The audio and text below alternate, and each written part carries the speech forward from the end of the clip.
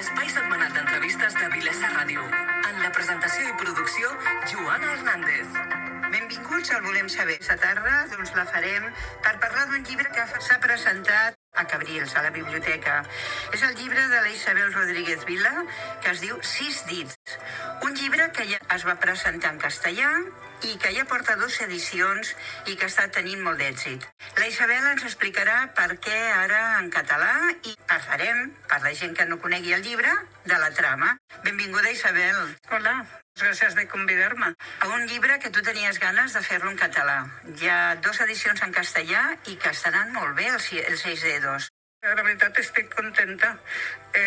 Tenia previst començar una novel·la també, però en el moment que ens trobem amb el català, que quasi és com una persecució de la llengua i estem marginats a nivell estatal, l'he volgut fer en català.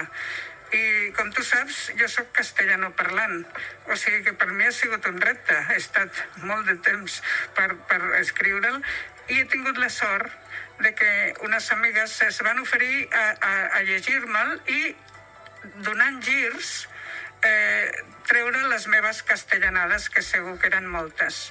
O sigui que la veritat esperem que ara aquests 6 dits tingui sortida i per mi és com una aportació per la difusió de la llengua escrita. I nosaltres agraïm aquest esforç, Isabel, perquè no és fàcil una persona castellanoparlant que digui, doncs ara vull reeditar i el vull editar en català. La Isabel, al llarg d'aquests anys que jo la conec, ella cada vegada s'ha anat més integrant a la llengua, cada vegada ets més defensora d'aquesta llengua nostra, cosa que t'agraïm moltíssim. Imagino que aquest ha estat un dels motius, com tu deies, per tornar a escriure 6 dits ara. Què et sembla? Fem una miqueta d'explicació de què va la història per la gent que ens estigui escoltant? Jo sí que diria que és un llibre molt dolç, un llibre on cana a la natura, a l'amor, a l'amistat. És un llibre que descriu uns paisatges que t'hi trobes. Estàs llegint el llibre i jo m'hi trobava, Isabel, quan llegia el llibre. M'hi trobava amb aquella cova, m'hi trobava amb aquelles aigües. M'encanta que diguis que és un llibre dolç, però no tots els fulls, perquè són vides paral·leles de 2 parelles. Una d'elles està a Barcelona, surt Gràcia, surt Sarrià, i per l'altra banda, el llibre també va explicant una altra parella que està al Carib, en una illa desconeguda. El contrast està en com viuen uns i com viuen els altres. Fa gràcia que em diguis que ha sigut dolç. Al final és dolç. Comença una mica fort, hem de dir. Comença una mica de tristesa.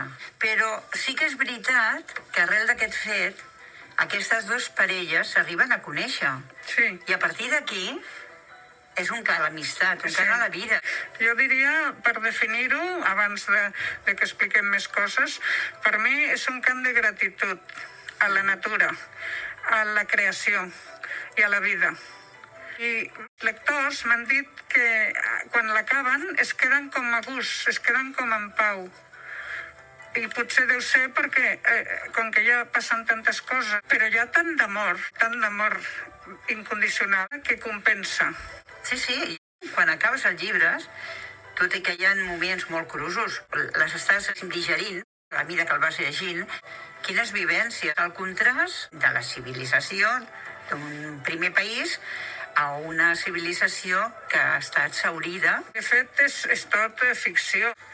La novel·la m'ha fet disfrutar a l'escriure-la, perquè és una creació brutal. Vaig començar amb una petita idea i és fantàstic, a mesura que la vas desenvolupant i vas escrivint, com els personatges sembla que et manen. Perquè jo escrivia i és com si els personatges em diguessin això que has posat no ens agrada, fes-ho d'un altre, saps? Sí. Arriba un moment que els personatges estan com amb tu. Ha sigut una experiència molt important. Gaudir escrivint és brutal, la veritat.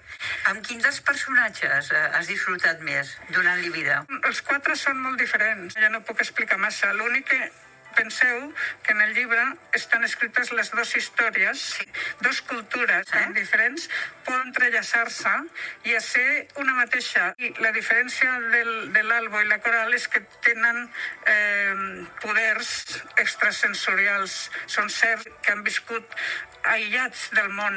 Tot plegat, et trobes com si et transportessis. Quan el veia així, em vaig transportar a un país desconegut, a una illa desconeguda, però jo ja me la imaginava. Amb aquesta descripció he disfrutat molt. Fins i tot m'he banyat amb aquelles aigües. Imagina't tu on arribes, M'agrada molt que ho diguis. Observo molt la natura i, a més, aquest llibre està escrit a la República Dominicana amb el confinament. Sí, I els detalls, la precisió del que tu dius dels paisatges és que és com si ho anés copiant, com si anés pintant. En comptes de pintar un quadre, doncs s'escrivia tot el que veia. Perquè la meva idea és que el lector sigui també un personatge, que pugui arribar que el lector es fiqui en la trama, que visqui, que nedi. És un llibre que aprofita de fer una mica de denúncia medioambiental.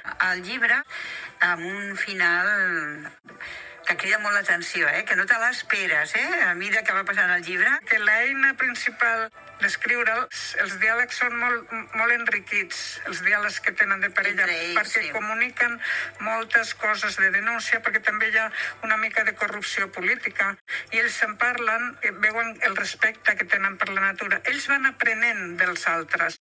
Hi ha moments que diuen, estem aprenent d'ells, és bonic, fan un canvi de l'escala dels seus valors, i ells que a la illa han anat a fer una feina buscar animals en perill d'extinció, canvien el seu compromís i s'aboquen a ajudar-los, que això ja no puc explicar, perquè de fet viuen amagats. És una illa que...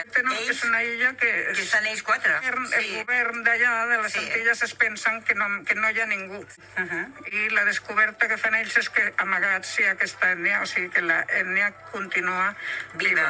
I canvien el seu compromís per ajudar-los, no te puc explicar més. No, fins aquí. Ara ja m'he explicat prou.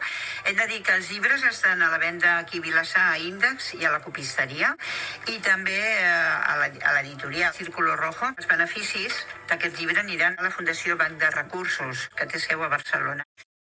Doncs ara sí que ja se'ns ha acabat el temps de l'entrevista. Donar-te les gràcies, Isabel, que sigui un èxit. Recordem, aquí a Vilassar el podeu trobar a Índex o a la copisteria. Des de qualsevol lloc del Maresme, sapigueu que a través de l'editorial també el podeu demanar.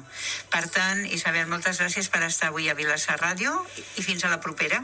Fins a la propera. Moltes gràcies. Encantada d'haver estat amb vosaltres. Fins aquí Volem Saber, l'espai setmanal d'entrevistes de Vilassar Ràdio.